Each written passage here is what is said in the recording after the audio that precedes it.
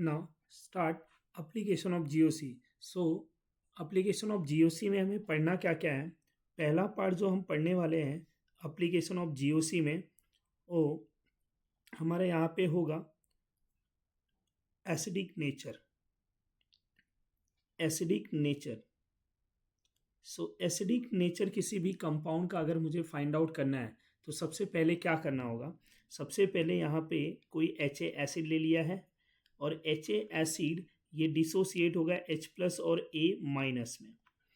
तो ये जो H प्लस दे रहा है यहाँ पे, तो H प्लस देने के बाद एक एनायन बन रहा है। तो ये जो एनायन बन रहा है, इस एनायन को हम स्टेबिलिटी से चेक करेंगे। तो जितना ज़्यादा स्टेबल एनायन होगा उतना अच्छा एसिडिक नेचर होगा। तो stable anion stronger acid, stable anion stronger acid.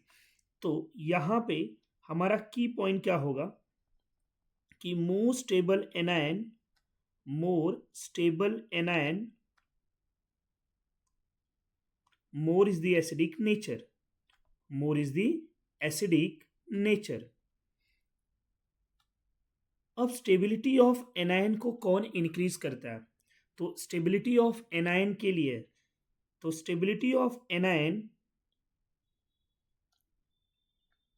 Anion in periodic table की बात करें, in periodic table from left to right हम देखेंगे by EN rule, by EN rule. And what is the EN rule? EN rule क्या होता है? सो ईएन rule होता है जो ज्यादा इलेक्ट्रोनेगेटिव एटम पे नेगेटिव चार्ज होगा वो ज्यादा स्टेबल होगा, और कम इलेक्ट्रोनेगेटिव पे अगर नेगेटिव चार्ज होगा तो कम स्टेबल होगा। सो लेफ्ट टू राइट में ईएन रूल के अकॉर्डिंग स्टेबिलिटी देखेंगे। तो यहाँ पे इसके अकॉर्डिंग एक एग्जांपल की बात की जाए तो मीथेन लिया है, अमोनिया लिया है, वाटर लिया है, हाइड्रोजन फ्लोराइड लिया है। इनके एनायंस की बात करें तो मिथाइल है, NH2 माइनस है, OH माइनस है, NF माइनस है। अब फाइंड आउट क्या करना है कि ये जो एनायंस बने हैं उनकी स्टेबिलिटी क्या होगी। तो स्टेबिलिटी में स्टूडेंट यहाँ पे हमें ईएन रूल अप्लाई करना है। अब ईएन रूल के अकॉर्डिंग फ्लोरीन सबसे ज्यादा निगेटिव है, मोर इलेक्ट्रोनिगेटिव एलिमेंट, तो फ्लोरीन ज्यादा स्टेबल होगा OH माइनस से, OH माइनस ज्यादा स्टेबल होगा NH2 माइनस से, NH2 माइनस ज्यादा स्टेबल होगा CH3 माइनस से। तो ये स्टेबिलिटी ऑफ एनायन हो गया। अब एसिडिक नेचर में क्या होगा कि जो ज्यादा स्टेबल एनायन होगा वो ज्यादा एसिडिक इन नेचर होगा। तो यहाँ एसिडिक नेचर की अगर मैं बात करूं तो एसिडिक नेचर सबसे ज्यादा हाइड्रोजन फ्लोराइड का होगा, फिर यहाँ पे H2O का होगा, and then ammonia, and then methane. ये हो गया। सेकेंड एग्जाम्पल की अगर मैं बात करूं, ये मेरा फर्स्ट एग्जाम्पल है फ्रॉम लेफ्ट टू राइट। तो फ्रॉम लेफ्ट टू राइट का ये कॉन्सेप्ट था। अगर मैं यहीं पे फ्रॉम टॉप टू बॉटम की बात करूं, from top to bottom in a periodic table, so from top to bottom में क्या होगा स्टूडेंट, यहाँ पे साइज ऑफ एनायन देखेंगे। Size of anion means what, कि अगर जितना ज्यादा साइज होगा उतना ज्यादा इनकी क्या होगी, स्टेबिलिटी। तो हम क्या बोलेंगे, larger the size of anion, larger the size of anion, larger the size of anion, more is the stability, more is the stability। जितना ज्यादा एनायन का साइज होगा उतना ज्यादा क्या होगा, स्टेबिलिटी होगा। तो यहां पे अगर मैं एग्जांपल ले लूं हाइड्रोजन फ्लोराइड का, हाइड्रोजन क्लोराइड का, हाइड्रोजन ब्रोमाइड का, हाइड्रोजन आयोडाइड का, तो यहां पे स्टेबिलिटी कैसे चेक करेंगे, पहले एनायंस बनाएंगे F minus, Cl minus, Br minus, I minus, which anion are more stable. तो स्टेबिलिटी की बात की जाए तो स्टेबिलिटी में I minus are more stable, then Br minus, then Cl minus, and then F minus. ये stability हो गया। तो एसिडिक नेचर क्या हो जाएगा, HI are more acidic than HBr, then HCl, and then HF। ये मेरा एसिडिक नेचर हो। ना अगर मैं पीरियोडिक टेबल की बात ना करके प्योर ऑर्गेनिक की बात करूं, सो इन ऑर्गेनिक कंपाउंड हम एसिडिक नेचर कैसे देखेंगे? तो एसिडिक नेचर में EWG इंक्रीज एसिडिक नेचर और EDZ decrease acidic nature. Acidic nature जो है, acidic nature directly proportional to K value और एसिडिक नेचर जो है inversely proportional to P K value. ये भी फॉर्मूला हम ध्यान में रखेंगे। तो ये हमारे एसिडिक नेचर के दो फॉर्मूले हो गए। अब यहाँ के हाइयर होगा तो एसिडिक नेचर ज़्यादा होगा, पी के ज़्यादा होगा तो एसिडिक नेचर कम होगा। तो अब यहाँ पे मेरा जो इलेक्ट्रॉनिक फैक्टर है EWG और EDZ, तो EWG में कौन कौन से ग्रुप आते हैं? EWG में -M और -I, दोनों में पावर किसका ज़्यादा होता है? -M का। -M ग्रुप ज़्यादा एसिडिक नेचर को बढ़ाएंगे और -I -M से कम एसिडिक नेचर को इंक्रीज करेंगे। अब EWG के बाद हम बात करेंगे EDZ ग्रुप की। EDZ ग्रुप क्या करेगा? EDZ group decrease acidic nature. और EDZ ग्रुप कौन कौन से होते हैं? तो प्लस-M ग्रुप जो है स्ट्रॉन्गर EDZ है, उसके बाद हाइपर कॉन्जुगेशन स्ट्रॉन्गर EDZ है, फिर +I है। ये ग्रुप जो है ये EDZ के टाइप है। कौन कौन से? प्लस-M, हाइपर कॉन्जुगेशन एंड +I। प्लस-M सबसे ज्यादा इलेक्ट्रॉन डोनेट करता है, then hyperconjugation, then +I। अब बात यहाँ पे कर लेते हैं कि EWG और EDZ का क्या रिलेशन है। जैसा कि हमने यहाँ पे पॉइंट लिखा हुआ है कि EWG इंक्रीज करता है एसिडिक नेचर को और EDZ डिक्रीज करता है एसिडिक नेचर को। तो अगर कोई एक एग्जाम्पल की बात की जाए यहाँ पे, तो हमने एसिटिक एसिड लिया हुआ है और यहाँ पे क्लोरो एसिडिक एसिड लिया हुआ है। तो क्लोरो एसिडिक एसिड और एसिडिक एसिड में क्या अंतर है? यहाँ जो क्लोरीन है ये -I ग्रुप है और -I है तो ये क्या करेगा? एसिडिक नेचर को बढ़ाएगा, जिसकी वजह से chloro acidic nature, chloro acidic acid का एसिडिक नेचर ज़्यादा होगा। किससे? एसिटिक एसिड से। तो ये उनके एसिडिक नेचर है।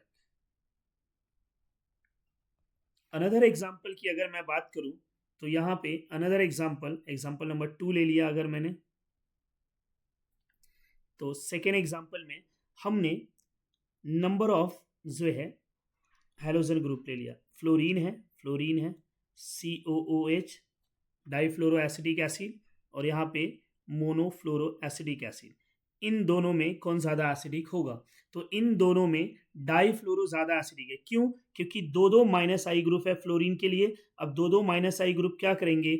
एसिडिक नेचर को बढ़ाएंगे, तो इसलिए फर्स्ट ज़्यादा एसिडिक है सेकेंड से। So what is the application of -I? So application of -I में it increase the acidic nature. Similarly अगर कोई यहाँ पे एरोमेटिक कंपाउंड की हम बात कर लें तो एरोमेटिक कंपाउंड में यहाँ पे कार्बोक्सिलिक ग्रुप लिया है, EWG ग्रुप लिया है और देन बेंजोइक एसिड लिया है और कोई भी ग्रुप अटैच नहीं करा है और तीसरे एग्जाम्पल में हमने बेंजोइक एसिड के साथ एक EDZ ग्रुप ले लिया है। अब यहाँ पे एसिडिक नेचर क्या होगा? अगर मैं इनके एसिडिक नेचर की बात करूं तो एसिडिक नेचर क्या हो जाएगा? तो एसिडिक नेचर में सबसे पहले बात करेंगे कि EDZ ग्रुप जो है वो एसिडिक नेचर को डिक्रीज करेगा और EWG ग्रुप जो है वो एसिडिक नेचर को इंक्रीज करेगा। तो यहाँ पे EDZ ग्रुप है। अब EWG ग्रुप इलेक्ट्रॉन डेंसिटी को कम कर रहा है, EDZ ग्रुप इलेक्ट्रॉन डेंसिटी को बढ़ा रहा है। तो जितना ज़्यादा इलेक्ट्रॉन डेंसिटी बढ़ाएगा उतना कम एसिडिक नेचर होगा और जितना ज़्यादा इलेक्ट्रॉन डेंसिटी रिमूव करेगा उतना ज़्यादा एसिडिक नेचर होगा। तो EWG में भी पावर होते हैं। पावर किसके स्ट्रॉन्गर होते हैं? -M के, फिर -I के। तो यहाँ पे एसिडिक नेचर मेरा हो जाएगा EWG group, then benzoic acid and then EDZ group. यहाँ पे एक और पॉइंट हमें ध्यान में रखना है कि ortho substituted benzoic acid always more acidic than benzoic acid. Ortho substituted benzoic acid always more acidic than benzoic acid. Reason क्या होगा? What is the reason behind this? Ortho effect. क्या होंगे? Ortho effect. सो यहाँ पे ये reason जो है वो क्या है? Because of ortho effect ortho substituted group ज्यादा एसिडिक होते हैं. तो ये मेरा हो गया ऑर्थो इफेक्ट का कॉन्सेप्ट. ना एक एग्जांपल यहाँ पे हम डिस्कस करने वाले हैं कि अगर ऐसा कार्बोक्सिलिक ग्रुप ले लिया, पैरा पे मैंने NO2 ग्रुप ले लिया, दूसरा कार्बोक्सिलिक ग्रुप ले लूँ मैं, यहाँ पे Cl ग्रुप है, कार्बोक्सिलिक ग्रुप ले लिया है मैंने, और यहाँ पे जो है CH3 ग्रुप है. इन तीनों में कौन ज़्यादा एसिडिक होगा? तो NO2 -M हो गया, Cl -I हो गया, CH3 हाइपर कॉन्जुगेशन हो गया. तो सबसे ज़्यादा एसिडिक नेचर किसका होगा? NO2 then Cl then CH3. तो ये है इलेक्ट्रॉनिक इफेक्ट का application in case of benzoic acid. तो ये मेरा एसिडिक नेचर का कॉन्सेप्ट था. अब हम सेकेंड एप्लीकेशन की बात करेंगे. Second application is basic nature.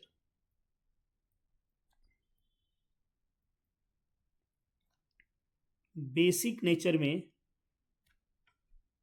Electronic effect का क्या एप्लीकेशन है? तो बेसिक नेचर में सबसे पहले बेसिक नेचर ऑफ अमाइन की बात करेंगे. अब यहाँ पे थोड़े पॉइंट्स की बात कर लेते हैं. बेसिक नेचर में क्या हमें डिस्कस करना है? तो Kb value directly proportional to basic nature. Kb क्या होगा? Equilibrium constant for base. So Kb directly proportional to basic nature and pKb inversely proportional to basic nature. pKb मेरा इनवर्सली प्रोपोर्शनल होता है और Kb जो है वो डायरेक्टली प्रोपोर्शनल होता है ना. अब अमाइंस की बेसिक नेचर की बात की जाए तो अमाइंस में हम प्राइमरी अमाइन की बात करें, सेकेंडरी अमाइन की बात करें एंड टर्सरी अमाइन की बात करें. Primary, secondary and tertiary. तो ये जो तीनों अमाइन हैं, ये तीनों अमाइन के अगर बेसिक नेचर की बात करें तो हम सबसे पहले गैस फेज की बात करें. गैस फेज में इनका बेसिक नेचर क्या होगा? 1 डिग्री अमाइन में only 1 plus I, 2 degree amine में 2 प्लस आई है, 3 डिग्री अमाइन में there are 3 plus I group. तो 3 प्लस आई ग्रुप है. तो यहाँ पे 3 डिग्री का जो है बेसिक नेचर सबसे ज़्यादा होगा क्योंकि इलेक्ट्रॉन डेंसिटी वहाँ पे सबसे ज़्यादा होगा. बट अगर मैं एक्वेस फेज की बात करूँ, एक्वेस फेज में बेसिक नेचर का क्या जो है इक्वेशन है? तो एक्वेस फेज में Kb value for amine 2 degree amine are more basic than 3 degree amine are more basic than 1 degree amine. तो 2 डिग्री, 3 डिग्री, 1 डिग्री ये कब यूज करेंगे हम लोग? जब एक्वेस फेज होगा. जब क्या होगा? एक्वेस फेज, जहां पे R not equal two methyl होना चाहिए. अगर R मिथाइल हो गया तो Kb वैल्यू क्या हो जाएगा? 2 डिग्री अमाइन मतलब RNHR अगर अल्काइल के फॉर्म में लिखूं, फिर 1 डिग्री अमाइन और फिर 3 डिग्री अमाइन, इस तरह से. अब यहाँ पे R इक्वल टू मिथाइल होगा. तो ये मेरा बेसिक नेचर है. इफ अल्काइल मेरा मिथाइल है तो 2 degree amine, 1 degree amine and then 3 degree amine. ये 2 डिग्री अमाइन है, ये 1 डिग्री अमाइन है और ये 3 डिग्री अमाइन है. तो ये बेसिक नेचर है. यहाँ पे अगर मैं इनके बात करूं इलेक्ट्रॉनिक इफेक्ट की, तो plus M group and plus I group increase basic nature. So you can say कि EDZ group increase Kb value. And EWG group decrease Kb value, means ये एसिडिक नेचर के अपोजिट होते हैं। तो EDC group अगर Kb value को increase कर रहा है और EWG डिक्रीज कर रहा है तो होगा क्या कि अगर कोई अमाइन है उसमें कोई ऐसे ग्रुप EDC या EWG है तो उनका बेसिक नेचर ज़्यादा हो जाएगा। फॉर एग्जाम्पल मैं एनिलीन ले लेता हूँ, एनिलीन में EDC ग्रुप ले लिया, दूसरा मैंने यहाँ पे नॉर्मल एनिलीन ग्रुप ले लिया और तीसरे एग्जाम्पल में मैंने EWG ग्रुप ले लिया। अब क्या होगा, ये जो EDC ग्रुप है ये Kb इंक्रीज करेगा, यहाँ कांस्टेंट रहेगा। EWG क्या कर रहा है, Kb डिक्रीज कर रहा है। तो बेसिक नेचर क्या हो जाएगा, सबसे ज़्यादा EDC ग्रुप का, फिर नॉर्मल एनिलीन का एंड देन EWG ग्रुप का। तो ये हमारा बेसिक नेचर है। और EDC में भी पावर हमें पता है सबसे ज़्यादा +m then hyperconjugation then +i, और EWG में पावर जो होगा वो सबसे ज़्यादा -m देन -i। तो ये तो था मेरा जो है एसिडिक और बेसिक नेचर। नेक्स्ट जो पार्ट है वो है डाइपोल मोमेंट का।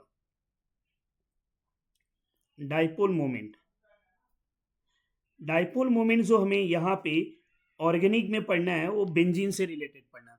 तो सबसे पहले हम यहाँ पे बेंजीन को ड्रॉ कर रहा हूँ। बेंजीन पे दो ग्रुप ले रहा हूँ और दोनों सेम नेचर वाले, ortho dichloro, Meta dichloro and para dichloro.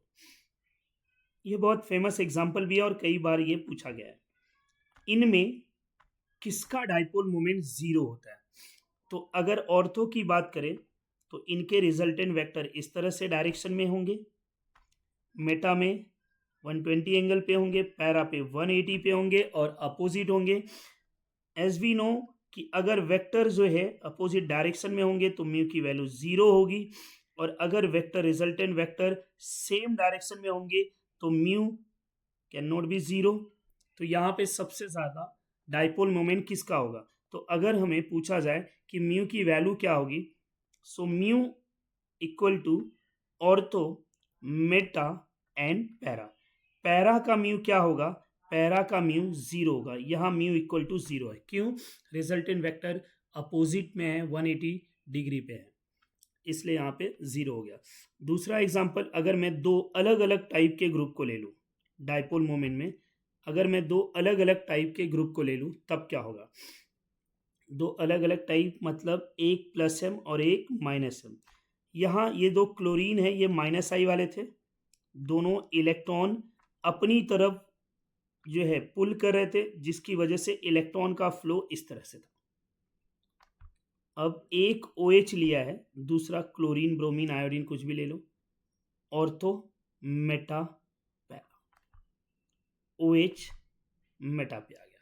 अब ये सेम OH हमने पैरा पे लिख दिया। अब इनका डाइपोल मोमेंट क्या होगा? OH इज अ +m तो इलेक्ट्रॉन देगा, Cl is a -i electron लेगा, OH +m इलेक्ट्रॉन दे रहा है, Cl -i इलेक्ट्रॉन ले रहा है। अब यहाँ पे ये पैरा, ये +m है, Cl -i है। अब यहाँ पे पैरा 0 नहीं होगा, क्यों? क्योंकि रिजल्टेंट वेक्टर सेम डायरेक्शन में है। यहाँ पे कोई भी म्यू 0 नहीं होंगे, लेकिन म्यू सबसे ज़्यादा कहाँ पे होगा? पैरा पे, फिर मेटा पे, फिर ऑर्थो पे।